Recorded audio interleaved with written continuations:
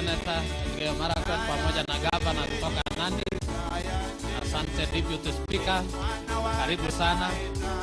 Mheshimiwa Gladys. Thank you. Asante Mheshimiwa Professor Barto. Karibu sana. Thank you. Asante Professor Margaret. Karibu. Naweza tazama mwili.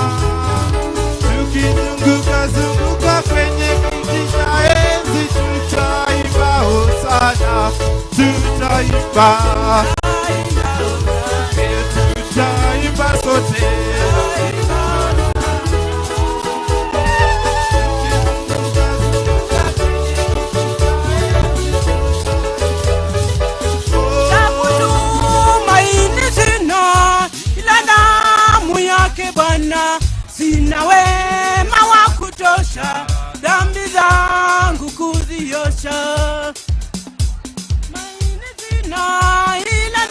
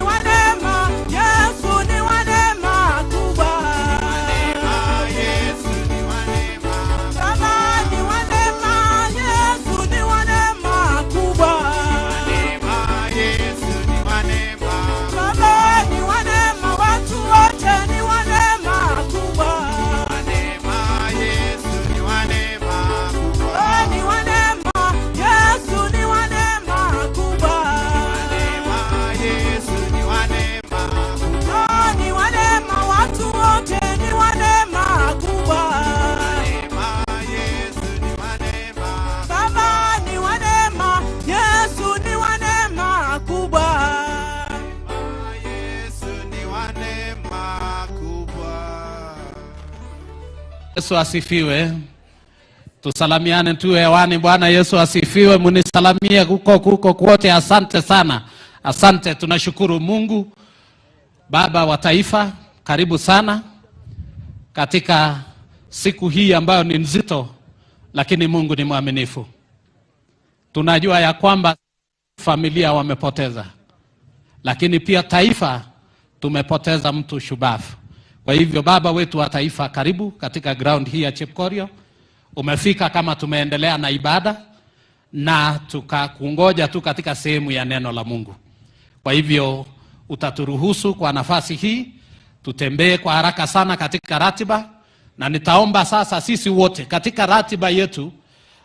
Baba wa taifa, mbele yetu tuko na Baba Askofu Emeritus Daktari Kogo, na mnenaji wa siku hii ya leo ni Baba Askofu kutoka uaskofu wa Kapsabet, Daktari Paul Korir.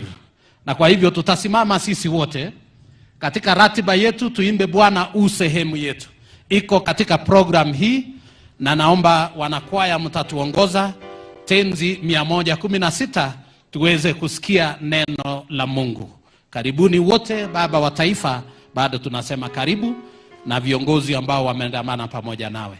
Asanteni sana wapendwa wanakwaya. Bwana u sehemu yangu. Pamoja.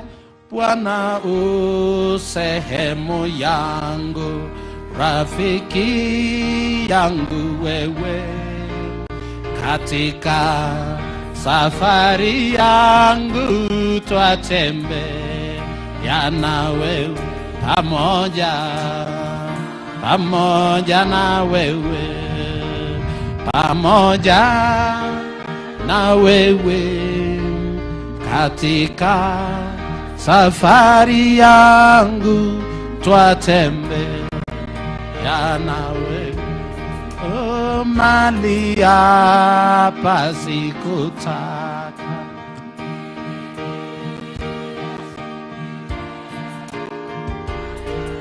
haya nikute mashaka sawa sawa nawe, pamoja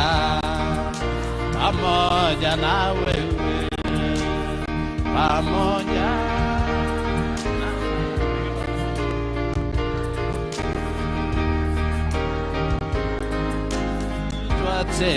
twatembeana, aniongoze safarini, mbele unichukue, mlangoni mwa mbinguni niingie na wewe, pamoja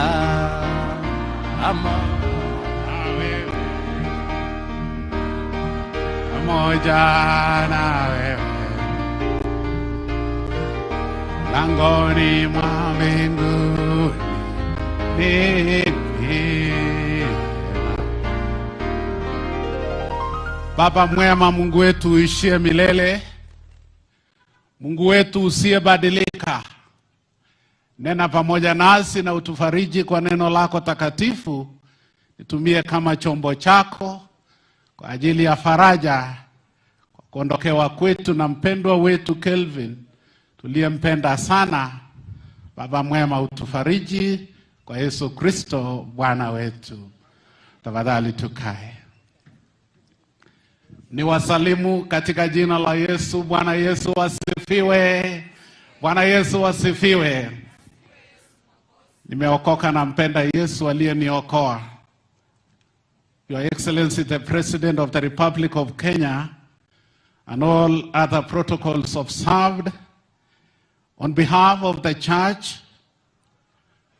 the parishes of St. Peter's, Chepkorio, and St. Bartholomew, Chororget, and the Diocese of Eldoret, Bishop Dr. Christopher Ruto, who is away in the USA, we can say he is daring abroad, and all the clergy and the Christians of this Diocese of Eldoret, and on my own behalf, and on behalf of the religious leaders of this very region, we share our deepest condolences and prayers and sympathy with you, Your Excellency, the President of the Republic of Kenya, and with the good people of this country, great nation of Kenya, and with the family, Mama Asanet, and the children, plus the siblings of Kelvin and his parents, and with the community, the county government of Elgeyo Marakwet, with all the athletes from across the globe. We pray that our good Lord will grant you strength and fortitude that you may bear the loss. May it be well with your soul. Fare thee well, our hero Kelvin.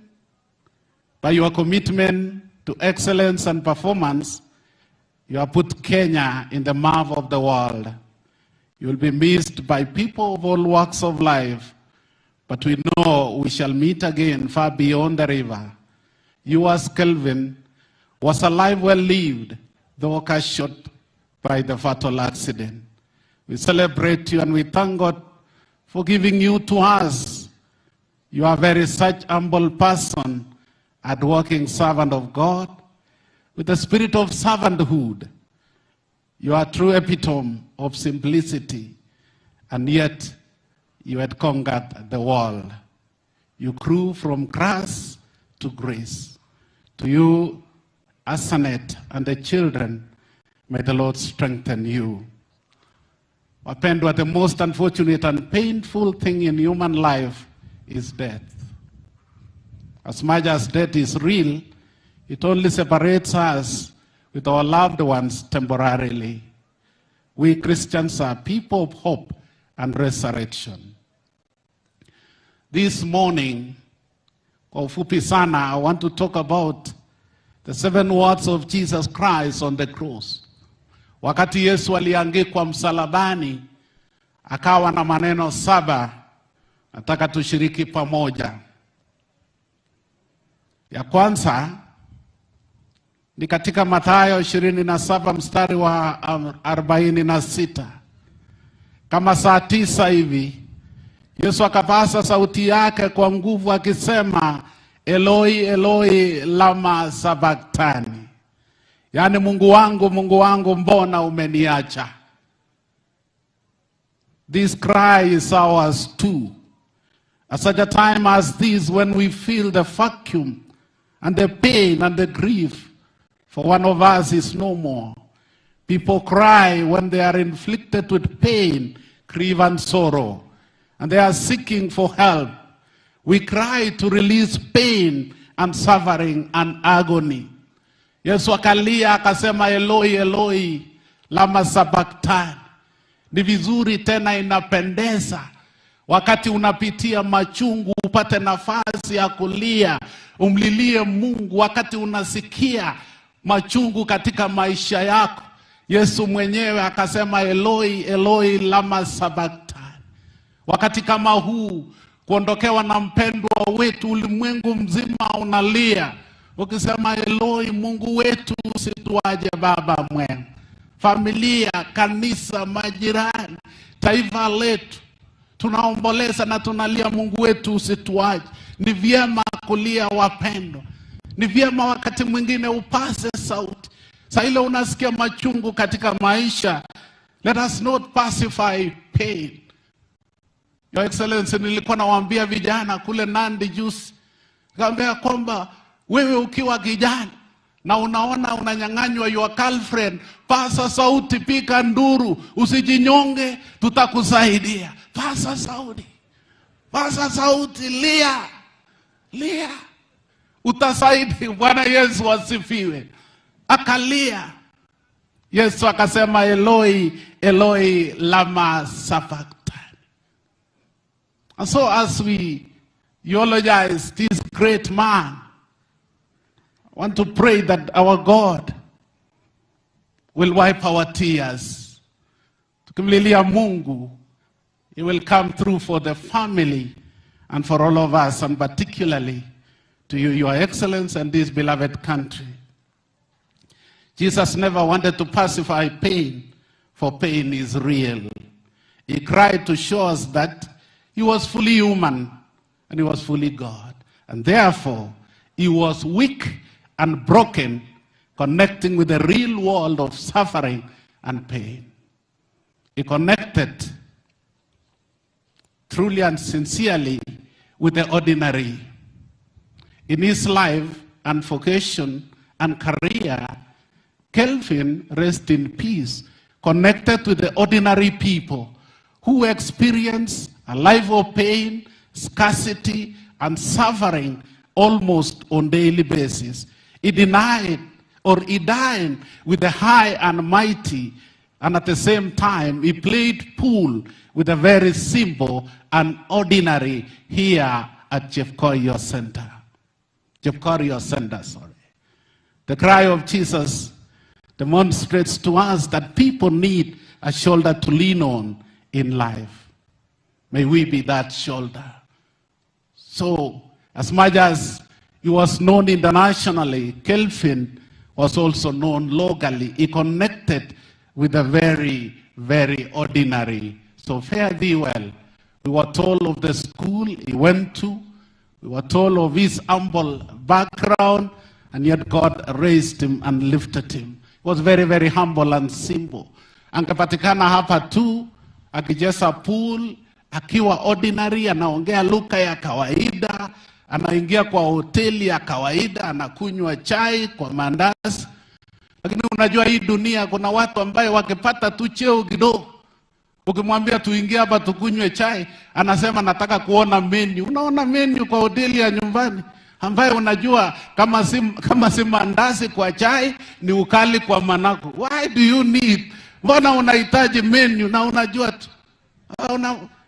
Namwambia mtu tuingie tukunywe chai, anasema I want to have pilau. Kelvin was so humble. He was down to earth. Nikiwa kijana kabla sijaokoka, nilipeleka msichana hoteli ya nyumbani, nikamwambia tukunywe chai. Akasema no, I feel like having chips and pilau. Wapi? In the village. 0.0. Anyway, that is for another day. We need a people who can capture the spirit of Kelvin of simplicity and humility in the name of Jesus. Yesu akaendelea in John chapter 19 verse 28. Baada ya hayo Yesu aliyajua ya kuwa yote yamekwisha kumalizika ili andiko litimizwe, akasema naona kiu. That is neno lake la pili msalabani, akasema naona kiu. Jesus is the living water that quenches the thirstiness of this world. Jesus was reaching out to be served. A friend in need is a friend indeed. From the time when Adam and Eve disobeyed God in the Garden of Eden, humanity is always empty, finite, limited, and thirsty. Your Excellency, before you came, a testimony was given that in 2022, Kelvin came to church. He was prayed for. And after coming to church, he went to win the marathons. And the person who was giving the testimony, akasema, ni kama vile walikutana na Mungu kanisani, mbingu ikafunguka. Ikawa ni kufunja record tu. Hata hii ya Rotterdam ambayo iko April, angeangusha katika jina la Yesu. Fare thee well, Kelvin. Yesu akasema naona kiu. Ninahitaji maji. Akasema ya kwamba let me reach out. Tunaposema pole, this is the man who became a blessing not only to the family, not only to the community, but also to the athletics world. He inspired, aliwakusa wengi sana. Yesu akasema naona kiu. Kumaanisha ya kwamba tunahitajiana. We need to reach out. Tutafutane, tutiane moyo. Kama Kelvin aliwakusa wengi, ombi letu ni ya kwamba tuwe pia watu wakuwakusa wengi katika maisha haya. Fare thee well, the servant of God. Kilio chake cha tatu Yesu ni katika Luka 23 mstari wa 28. Yesu akawakeukia akasema, enyi binti za Yerusalemu, msinililie mimi, bali jililieni nafsi zenu na watoto wenu. This is an act of gratitude.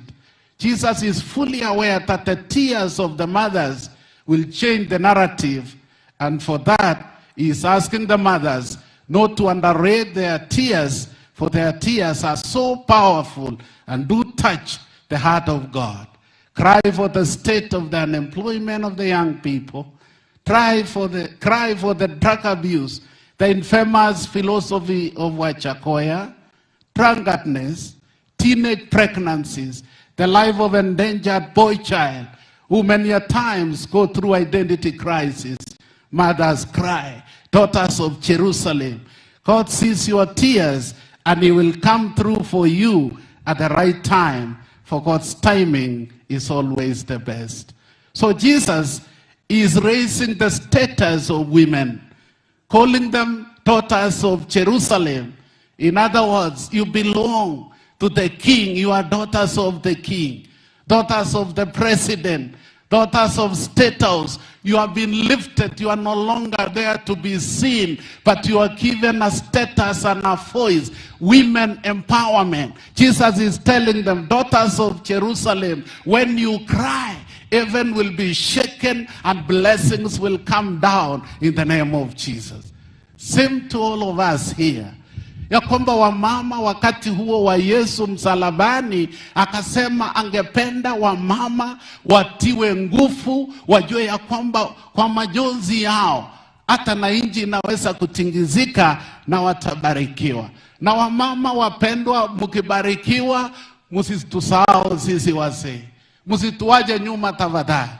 Nimeomba wamama, wakati wewe umebarikiwa usisahau mzee. Hata kama wewe uko na transport ya kulipa bodaboda, tafadhali patia mzee, iwe ni yeye anamlipa mtu wa bodaboda. Patia yeye. You know, men don't need anything. Tunataka tu recognition and appreciation. Wakati unalipa bodaboda, patia mimi mzee, nishike pesa, nimpatie mtu wa bodaboda. Hata akiona wewe ulinipatia, anajua ni mimi nilimpatia. Give us space wa mama. When you are empowered, remember us. Tukienda kununua vitu dukani, kama ni supermarket, wewe chakua, kama ni kulipa, patia mimi nilipe. Bwana Yesu asifiwe. Men, saidia sisi. Na tumesema na tumeomba watu wa bigibigi tafadhali. Vile ilivyo, tukipanda bigibigi, mimi ndio nitapanga vile tutakaa. Mimi nitakaa katikati, mama akae nyuma, yeye anishike mimi, nikushike wewe mtu wa bodaboda, tuende mbele. So that is the arrangement which is coming very. Daughters of Jerusalem, praise the Lord. Daughters of Jerusalem. Asanet, you are the daughter of Jerusalem. Kelvin has gone. But we want to declare here and now that your children and your children's children will never lack in the name of Jesus. You are a daughter of Jerusalem.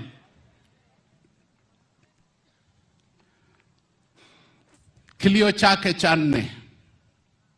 Yesu akasema in Luke 23 verses 34, Baba uwasamehe, kwa kuwa wajui watendalo.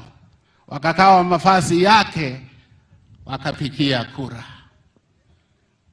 Yesu akalia akasema uwasamehe.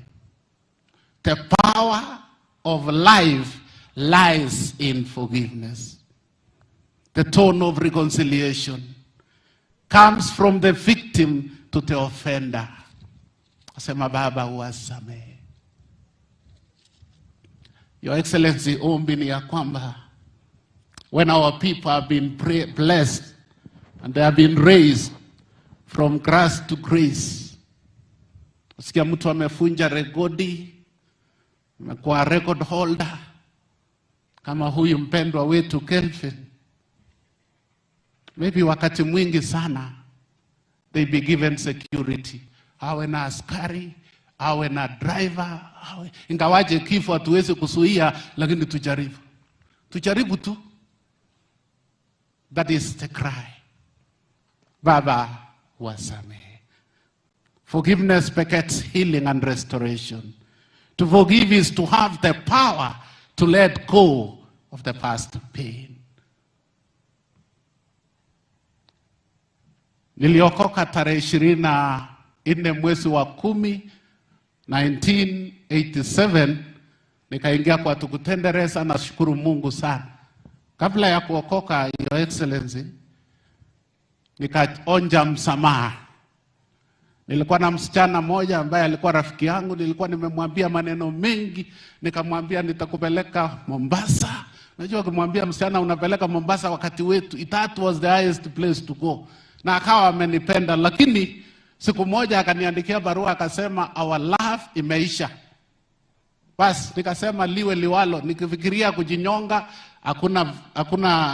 hakuna ng'ombe ya kuwachinjia waombolezaji, nikasema sitajinyonga. You know, you have to calculate. So nikasema hapana, sitajinyonga. One day, one time, nikawa ninaenda, nikaona yule msichana anakuja, sini kama ni yeye, alikuwa anaitwa Flora. Sini kama Flo, alikuwa anaitwa Flo. Nikaangalia ni yeye, na kulikuwa na kitu kama manyunyu, ni kama mvua inakuja, hakuna mtu barabarani, na anaenda Gishaki, anaenda kushaka mahindi. Nikaona, nikasema leo ni leo, asemaye kesho ni mwongo. Nitapiga makoti ni God has a word of power for you in 2024. Come receive your special blessing at this year's Word of His Power Conference at Words of Life Church in North Miami Beach from February 25th through March 3rd. Guest speakers include Kenneth Copeland, Rick Renner, Bill Winston, Jerry Savelle, and your conference host pastor, Jerry Moore. Join us at Word of His Power 2024, February 25th through March 3rd. For more information, go online to wordsoflife.com. That's wordsoflife.com.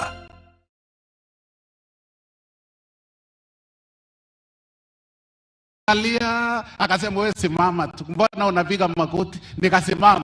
Akasema ili nijue you mean what you say, nibebe mahindi haya. Debe mbili, saa ingine nasikia shingo upande huu ni kama ile mahindi nilibeba.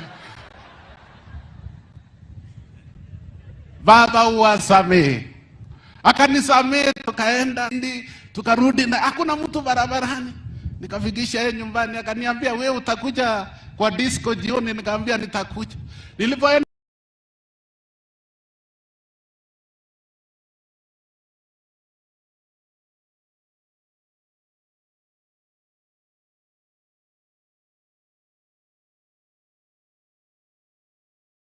alikuwa ameninyang'anya yeye, alikuwa na yeye huko pia. Nikasema nilisamehewa mchana, nitasamehewa usiku. Siwezi kuninyang'anya yeye tena, nimebeba mahindi debe mbili. Baba uwasamehe. Baba uwasamehe.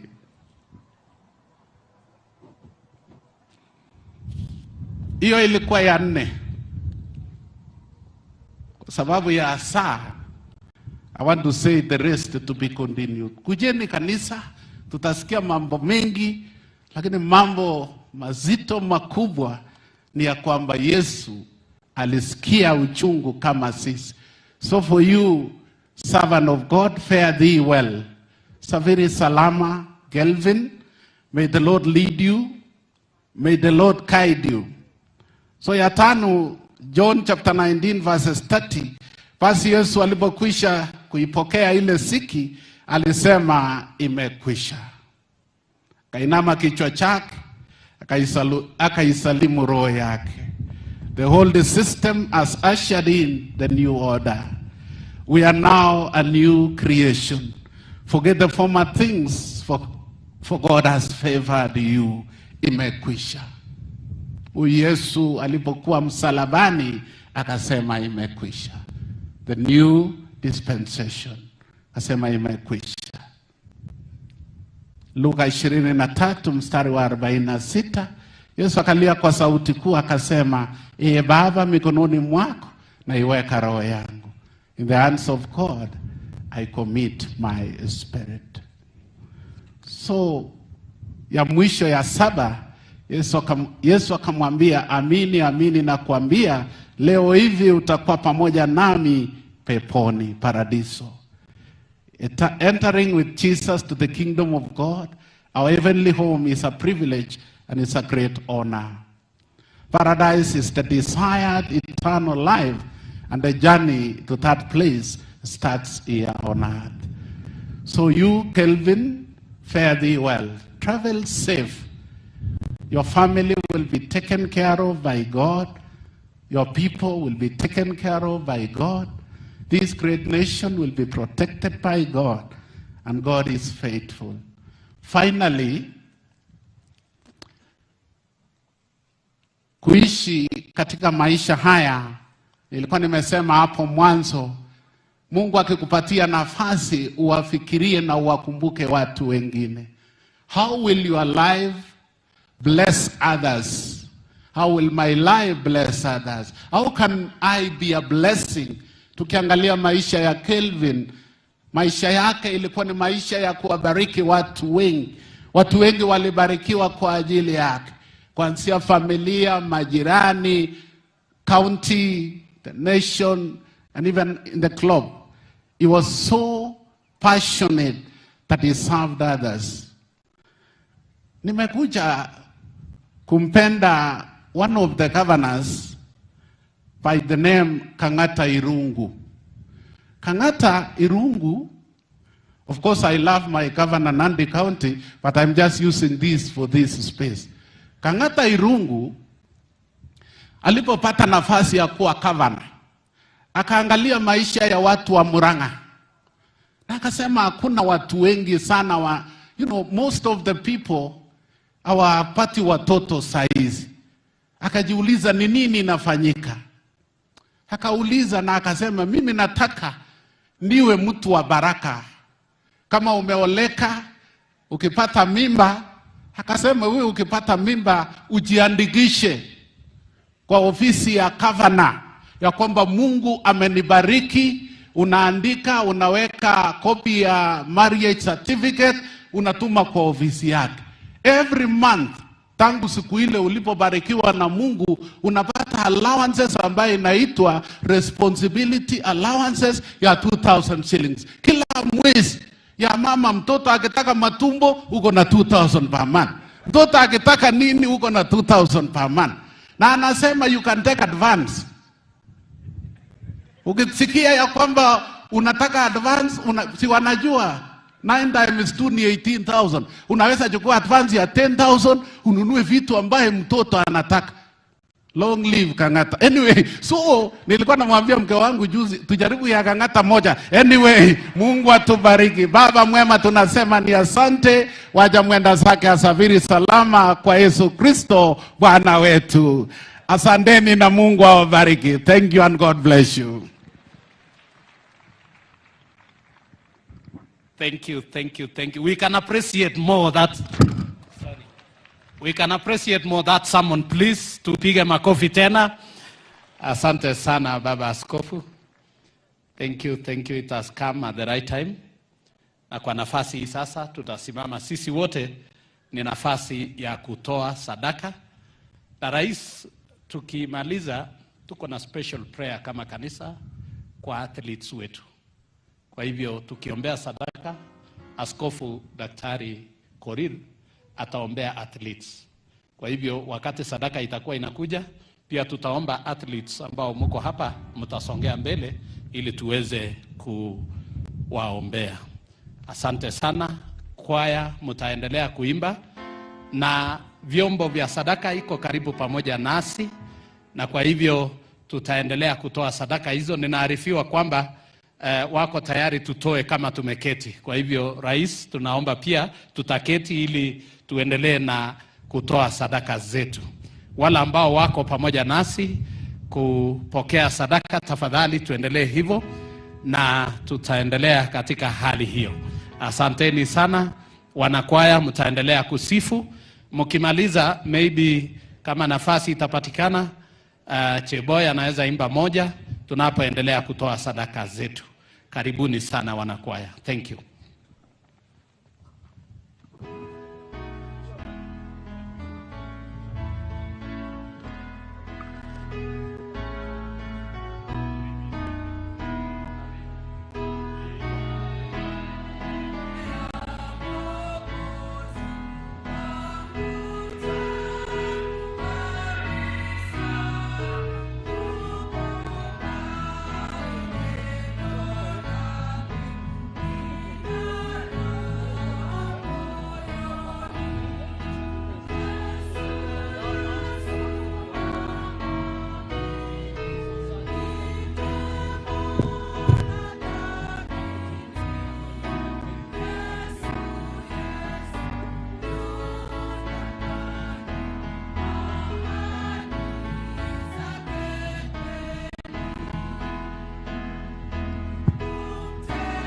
tunaendelea na matoleo. Asanteni sana. Na katika hali hiyo pia tutapewa Bible. Tunaongoja tupewe Bible kama icon.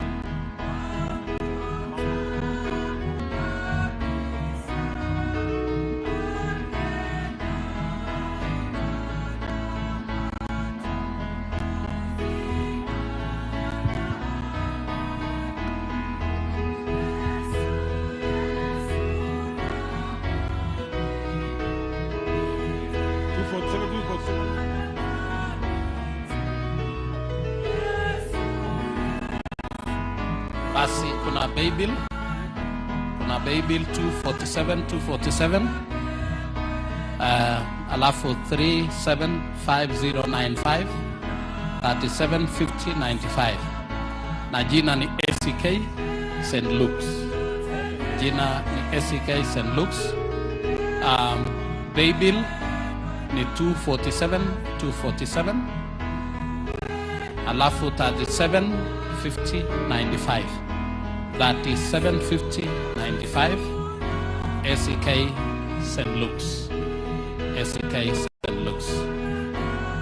Bible 247 375095 375095. Asante.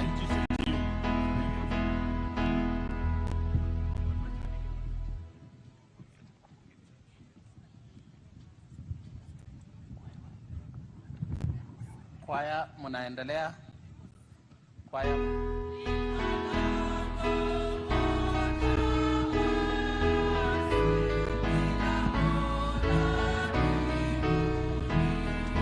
Thank you.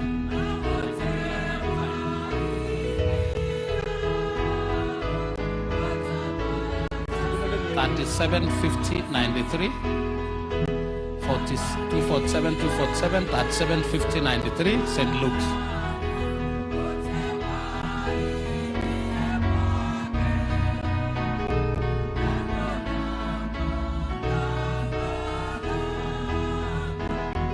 Basi naomba pia athletes wetu mahali mlipo, naomba msimame musonge mbele kidogo for prayer. Athletes mutasonga mbele kidogo. Now we have sampled this offering. Zingine zikiendelea, naomba Mungu.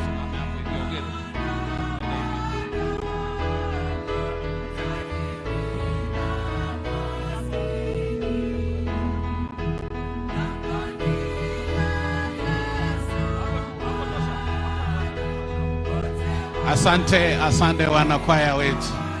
Tuombe kwa ajili ya sadaka. Vitu vyote vyatoka kwako ewe Mwenyezi Mungu. Baba mwema, tunakushukuru sana kwa sababu ndani ya ibada hii, kwa sababu mwenda zake Kelvin alikuwa mtu mkarimu sana, alitoa kwa ukarimu kwa ajili ya kazi ya Mungu, kazi ya jamii. Baba, tumetoa matoleo haya iwe sehemu ya faraja kwa familia. Wabariki watu wako, maana wametoa kwa furaha na kwa ukarimu. Iendeleze kazi ya faraja kwa familia, tukisema ni asante. Bariki matoleo haya na uwabariki watu wako, katika jina la Mungu Baba na la Mwana na la Roho Mtakatifu. We continue thanking God for our athletes. We want to pray for you, and we stand here and declare that you will be called blessed. You will lift the banner of this country. There is no gain without pain. We want to commit you to the Lord, that you will be a blessed people. Great things will come your way. We want to bless you. You've raised the banner of this great nation, Kenya. Our athletes will. Let's pray. Father, in the mighty name of Jesus, every individual athlete and them collectively, we pray, Jehovah, that you will bless them. Shake the heavens and cause them to succeed. We declare here and now that victory and success will be their portion in the name of Jesus. We want to refuse the spirit of accidents in the name of Jesus. You're nullifying it. You will live long to see the fruits of your labor. You will be called blessed as you come in. You will be called blessed as you go out. May you continue lifting the flag of this great nation, Kenya, making all of us proud, and more importantly, making His Excellency and the people of Kenya proud because of your talents and your gifting. We bless you for all the plans that you have. May they be fulfilled. So we bless you, we bless you, we bless you. This is our prayer. Even as we eulogize, as we remember the sudden demise of Kelvin, we pray that another Kelvin who will break and shatter the records in whatever field through you shall come to pass. May you be blessed. In the name of God, the Father, the Son, and the Holy Spirit. Tumpigie Yesu makofi. Asante sana. You can now stand. Tusimame tafadhali. Asante sana. Thank you so much. Thank you. Asante Baba Askofu. They are saying they have a song or a chorus. Is there any? Asante sana. Your Excellency, naona Emily Jepchumba is asking for they are asking for a short chorus, please. Weka hiyo. Emily Jepchumba, lead that session. Asante sana. Thank you, thank you. Kuna mwenye anaweza kuongoza chorus?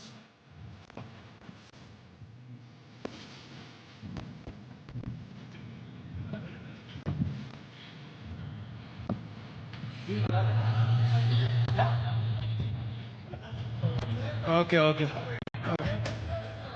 Chakutumaliza? Kujeni tuimbe alafu tuende.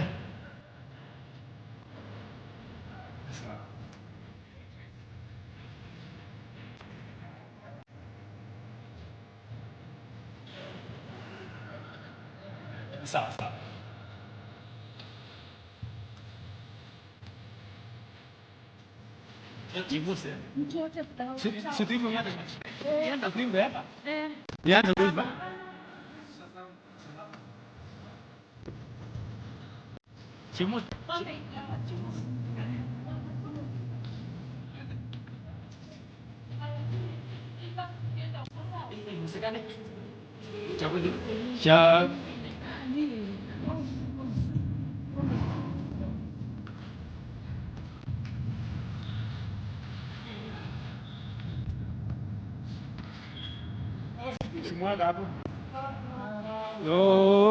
Rohoni yangu ni alama, rohoni ni salama, rohoni Bwana.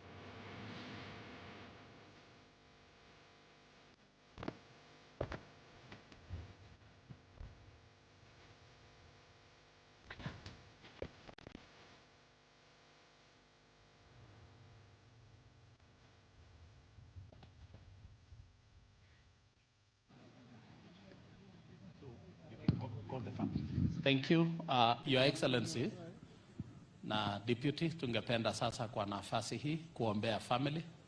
Tunaomba family members wasonge mbele kiasi ili Baba Askofu Daktari Emeritus aweze kuwaombea. Family members msimame. Simameni tu alafu tukaribia hapo tunaposema maombi kwa niaba ya familia. Family members, kisame utelelse. Sama utelelse. Acha His Excellency Kai tuende huko. Thank you. Tunaelekea tamati lakini ni kuombea familia. Asante.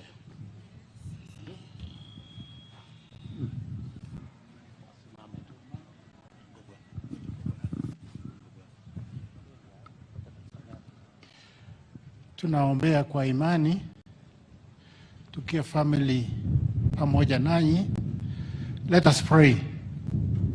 Father, in the name of Jesus Christ, God of Abraham, God of Isaac, God of Jacob, come now, Jesus Christ. You see your servants how they are feeling at this moment. Unaona Yesu Kristo mioyo yao wakati huu. Bwana, wafute majonzi ndani ya maisha yao. Hata Yesu Kristo, Lazaro alipolala, ulienda ukalia. Kanisa tumekuja kulia pamoja nao. Wapangusie majonzi yao. Hata serikali yetu na president na wote ambao wanahusika wakati huu. Na kama kuna mmoja wao wakati huu anaugua katika maisha yake ama mwili wake, naomba Yesu Kristo uponyaji toke mbinguni. Yesu ushuke katika nguvu za Roho Mtakatifu. Bwana washike na wakuze mioyo zao, Mungu wangu. God of Abraham, shikilia Yesu Kristo. Tukilia wakati huu kwa familia hii ya Kevin. Bwana, shuka. Na kwa imani ambayo tunaimba Mungu, kuomba Mungu, usikie katika jina la Mungu Baba na Mwana na Roho Mtakatifu.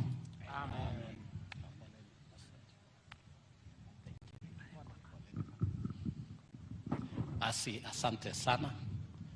Asante sana. Wimbo huo ni salama rohoni tunapoendelea kutamatisha ratiba ya wakati huu na ninapopisha wenzangu. Asante sana. Rais pamoja na Deputy, tumefikisha hapo ibada ya siku hii ya leo, na kwa nafasi hii nataka tukushukuru wote ambao tumeshirikiana pamoja kuhakikisha kwamba ibada imefika umbali. Asante, ifike mahali ambapo tumefika. Na kwa nafasi hii utaniruhusu sasa nipishe Mike Kitonga ambaye ataendelea kuanzia hapo. Asante na Mungu aweze kuwabariki. Thank you. Karibu.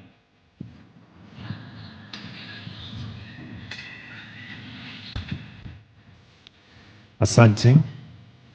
Mheshimiwa Rais wa Jamhuri ya Kenya Daktari William Samoei Ruto, Naibu wa Rais Mheshimiwa Rigathi Gachagua, Waziri Mkuu Musalia Mudavadi, Gavana wa Elgeyo Marakwet Wesley Rotich, magavana wenza, mawaziri na makatibu wote waliofika hapa, viongozi wa riadha katika kitengo cha ulimwengu, Afrika na Kenya, wanariadha wa nchi mbalimbali waliofika mahali hapa, viongozi wa tabaka mbalimbali, waombolezi wote waliofika hapa na wale wanaotuunga kwa mtandao na runinga. Kwa heshima naomba sasa nimwalike Professor Paul Kimurto ambaye atasoma hadithi ya mwenda zake. At this point I would like to invite Paul Kimurto, who is going to read the eulogy of our departed hero Kelvin Kiptum. Welcome, sir.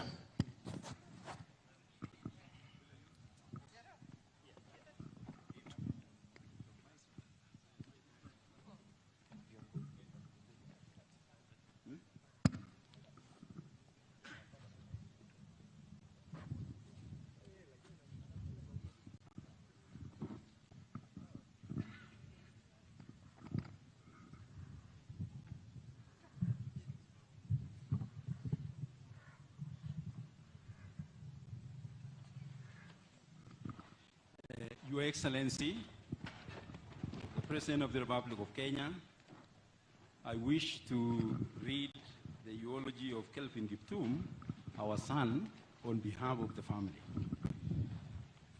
The early life. The late Kelvin Kiptum was born in 1999 at Chepsamo, Kapkenda sublocation, Mosob location, Keyo South constituency, Elgeyo Marakwet County. He was the firstborn child of Mr. Samson Cheriot Chepkieng and Mrs. Mary Chepkieng Chebagap Chepkongen in Chepsamo. He was the immediate uncle of Joseph Chepkieng, Philip Kiblaga Chepkieng, and the late Mariko Chepkieng Chepkongen. The late Kelvin was an uncle to Ruth Chepkieng, Rospela, and Jane. He was the nephew to Elizabeth, Juliana, Paulina, Tamurei, and the late Tapkili, Tabutich, and the late Anne. He was the step-brother to Rhoda Chemutai, cousin brother to Kimutai, Patrick, Timothy, Bernard, Sami, Sabina, Tapitha, Catherine, Susan, Viola, Winnie, Oscar, Emmanuel, Nancy, Charity, Marilyn, Irene, Elizabeth, Beatrice, Emma, Faith, and the late Phyllis. He was a brother-in-law to Mercy, Cynthia, Monica, Margaret, Naomi, Viola, Andrew, Sammy, Okla, Hilary, and Kennedy. Maternal son to Margaret and Purity. He was the uncle to Maurice Kangogo, Mariko Kangogo, Lawrence Kangogo, and Kenneth Kangogo. Kevin was son-in-law to Joseph Rotich and Priska Rotich. Kevin's education life.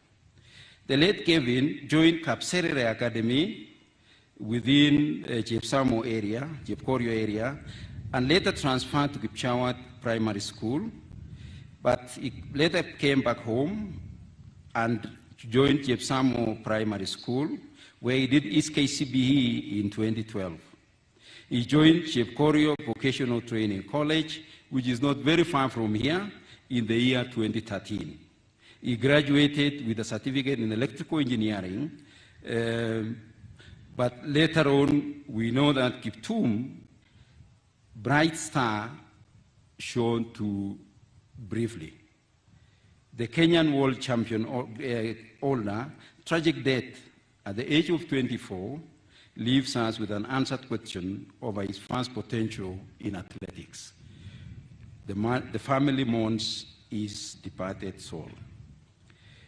His sports career. The late Kevin Kiptum, the world champion record holder, began his sporting career very early at Chepsamo Primary School in Standard 4 at the age of 10. But the training was not routine practice. The training was a routine practice, since Kiptum used to go for training sessions barefoot during and after he had finished herding the family livestock in Kaptagat Forest, next to the family home in Chepsamo. The late Kiptum was an active member of athletics during his primary school games, and he won several competitions both at zona level, sub-county level, and sometimes at the county level when he was in the primary school. After completing the primary school, his father convinced him to begin electrical studies at Jepkorio Vocational Training College, which is actually within this vicinity, but he preferred to devote his attention to athletics, intent of becoming the latest world marathoner from the Great Rift Valley. While at the Vocational Training College, Kelvin used to exercise very early in the morning, from 5 to 7 a.m. before attending his lessons. During his morning exercise, he met athletes from Jepkorio training camp who motivated him to join them. Kelvin focused on road training since he could not afford to stay in Eldoret or transport to and from Eldoret, where there are training facilities like Kipchoge Stadium or Chep Koilel University track fields, that is University of Eldoret. After his studies, he personally started another training camp at Chepkorio, a training athletic camp, where he was later joined by his friends, including Timothy, Tanui, and many other upcoming athletes who are in our midst today. It is during this period that his dreams came true as an hero in the field of athletics because he got time to focus on the training. Kiptum also met his late coach, Mr. Kelvanis Akisemana from Rwanda, who perished with him during the tragic accident during that time when he was at Chepkorio. They became so close, and Kiptum followed his instructions during his training sessions with a lot of diligence, devotion, and commitment and discipline. These joint efforts between him and his coach bear fruit, and his star began to shine when he first participated in Eldoret Family Bank Marathon in 2018, and he emerged the winner. He also participated in the Eldoret Cast Marathon, where he also won with ease. Later in 2020, Kiptum competed in Kakamega Forest Half Marathon, where he also won with a lot of ease. After winning many local races, the late Kiptum got an opening to travel abroad for international competitions. His first international marathon competition was in Valencia, Spain in 2022, where he participated and won with 2 hours, 0.1 minute and 53 seconds, putting him the fastest marathoner in the world. The following year, in 2023, he participated in the London Marathon, where he won again with 2 hours, 1 minute and 27 seconds, placing him the second fastest marathoner in the world after Eliud Kipchoge. In the same year, in October 2023, Kiptum also participated in Chicago International Marathon in the US and broke the world record at 2 hours and 35 seconds. He has always reduced the speed, and you could see already a minute had been dropped. Kiptum was unique. In a little over 10 months, from January to October, he recorded the fastest debut marathon in history. He went quicker to win the London Marathon, and then knocked an enormous 34 seconds off Kipchoge's record in Chicago. Kiptum had 3 marathons, 3 victories, and 3 of the 7 fastest times in the history of marathon. Kiptum would not post or talk about his success to the media or to the public. He would do this in a soft-spoken way and shy with a lot of humility and humbleness at all times, including on the camera when he was interviewed by the media. As he was preparing for his next 2 races to come later this year, Kiptum was not resting. He was training very hard, studying every morning from Flossba to Kaptagat Forest, covering a distance of 42 kilometers every day from 4 a.m. to 6 a.m. in less than 2 hours, with his coach and many of the athletes who are here. They were winding the hills and steep terrains of Elgeyo Marakwet escarpment to cover one of the longest and very high-hilled terrain. He had real ambitions and aspirations of becoming the first man to officially win below 2 hours marathon race in the world in April this year. His family life and marriage. The late Kelvin was married to Asnet Chiruto Rotich Kiptum in 2017 in a traditional marriage. They were blessed with 2 children, namely Kevin Kigen and Precious Cherop. He was also an uncle to Linda, Bill, Abel, Sheila, Mariko, Meshach, Joy, Kevin, Tracy, Faith, Sandra, Maureen, Chantel, Jemchumba, Alvin, Beryl, Shenice, Chelimo, and Fabian, among others. We pray God to lift each generations, includes the names that are here, to his greatness in the coming years. Our big regret as a family is that Kiptum never had enough time and never managed to share the rewards of his toil with his young family, the community, the country, and international community at large. Gone too soon, Kelvin. His Christian life.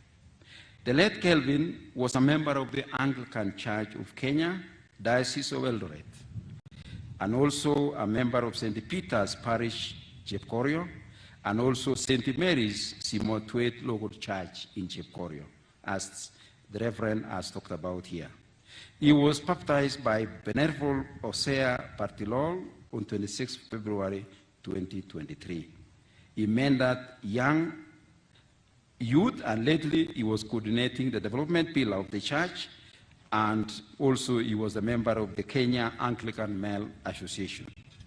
He was also involved in several departmental matters in the local church and at parish level.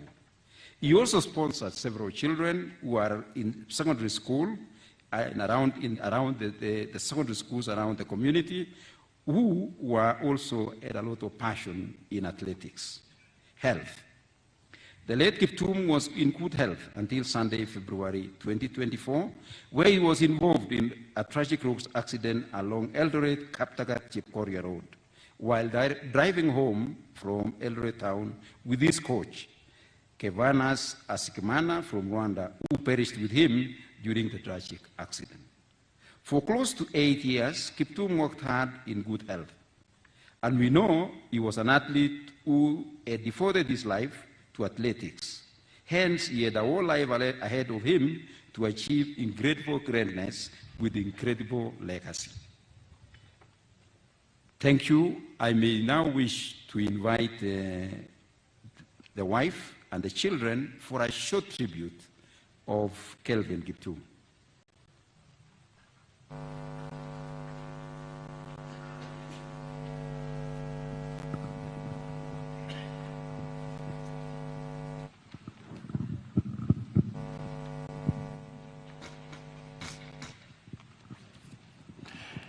If we can also have the children, tunaweza leta pia watoto wasimame pale as she reads the eulogy.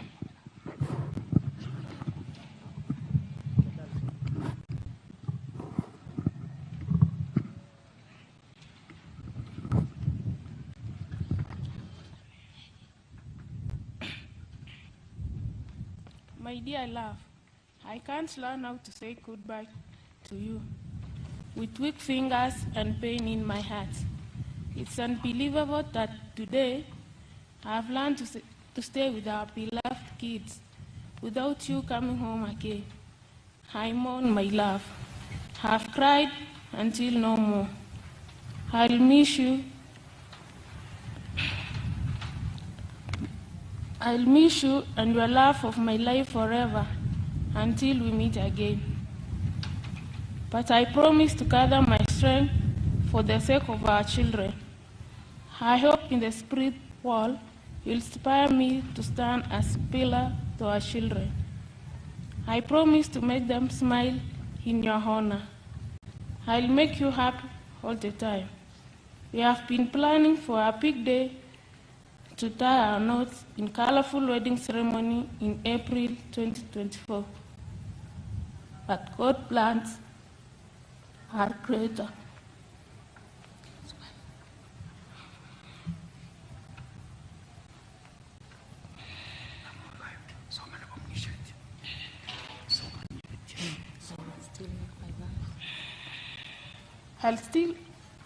I'll still make my vows of love even in your rest. When your star was growing to be the brightest, God used you. You've been the best husband and father to our children. I'll clearly miss your company. We'll smile again till we meet again, my love. Dance with angels. Bye. Rest in peace.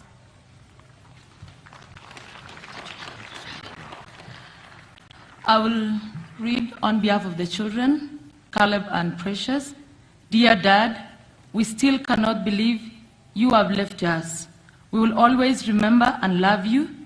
You've left a big void in our lives, and life will never be the same again. You will always be in our thoughts, prayers, and in our hearts. We love you, Daddy. Thank you. Thank you so much.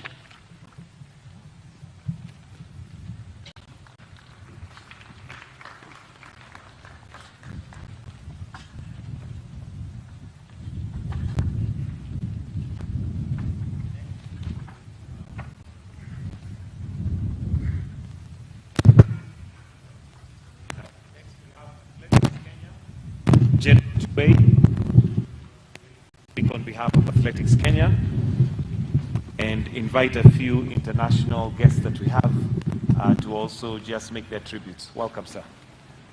Mbona hii kitu mnafanyanga hivi?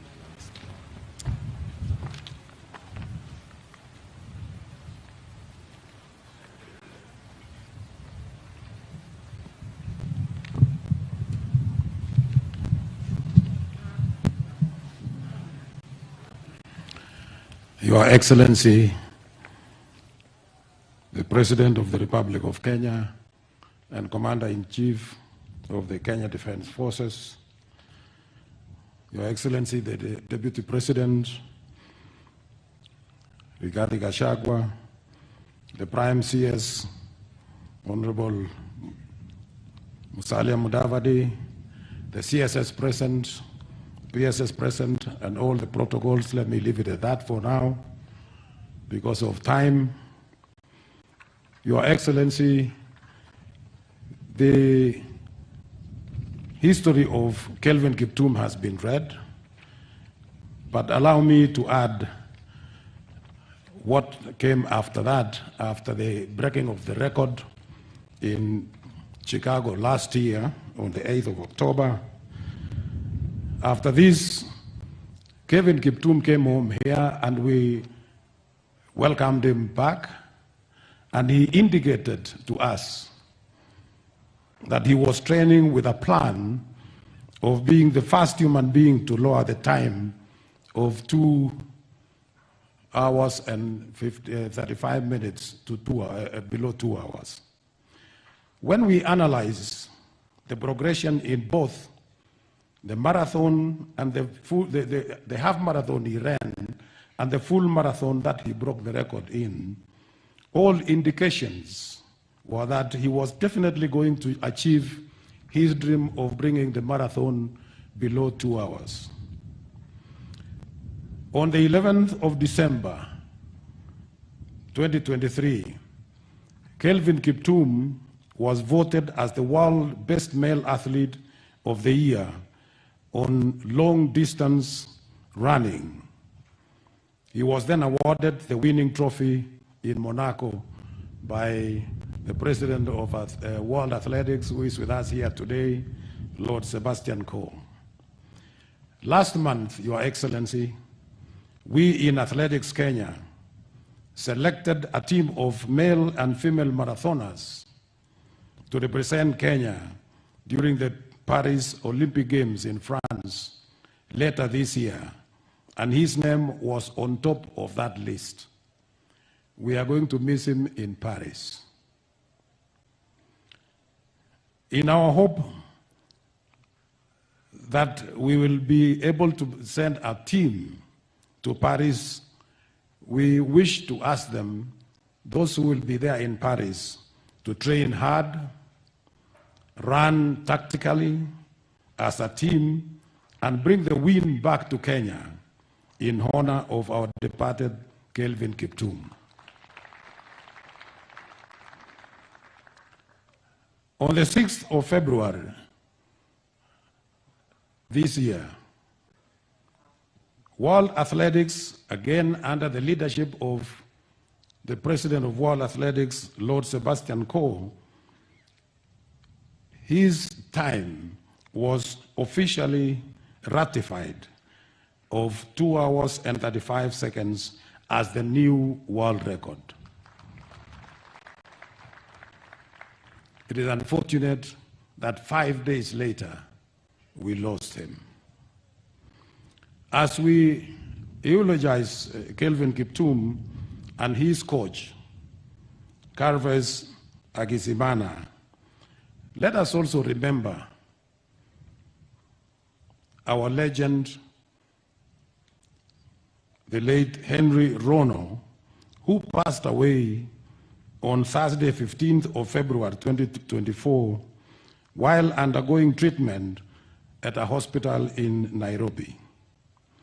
He had just celebrated his 72nd birthday 3 days before meeting his death. We all remember Henry Rono for breaking 4 world records in 1978. And as Kelvin Kiptum is being laid to rest today, Henry Rono